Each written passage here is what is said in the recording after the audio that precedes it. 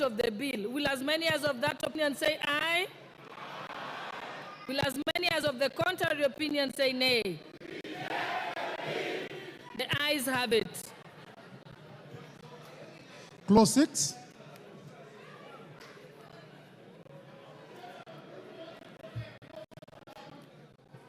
I propose the question that clause 6 be part of the bill.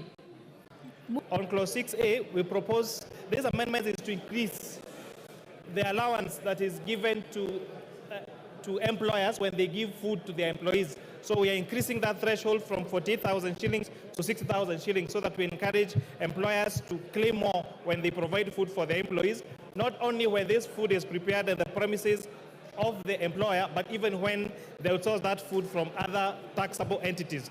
With that, I beg to move, Honorable Chair.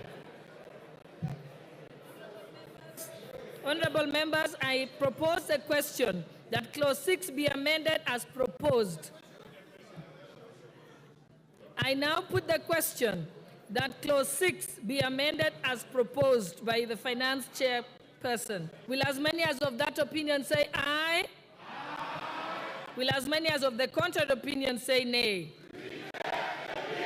The ayes have it. Clause 7. Honorable members, clause 7 has no amendment. Honorable members, I now propose the question that clause 8 be amended as proposed by the chairperson of the Finance Committee. Honorable members, I now put the question that clause 8 be amended as proposed by the chairperson of the Finance Committee. Will as many as of that opinion say aye? Will as many as of the contrary opinion say nay? The ayes have it.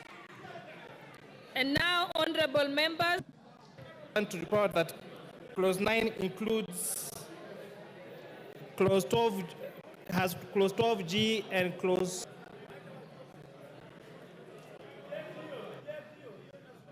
question. Okay, mover, you may. Deletion of this particular clause. We said it lies in the wrong act. You cannot amend the Income Tax Act to introduce a motor vehicle tax. And secondly, it's going to be non-progressive because the 2.5% and with a threshold of 100,000 would mean that those people who have a motor vehicle of more than 4 million shillings would pay less in terms of percentage points, less than that 2.5%. And most importantly, also, Honorable Chair, that this would have very diverse effects on our insurance sector, because most Kenyans, in fact, take third-party insurance, and therefore imposing an additional tax on that motor vehicle would be retrogressive and even, and in fact, even most importantly, crippling the insurance sector. And therefore, in addition, Honorable Speaker, for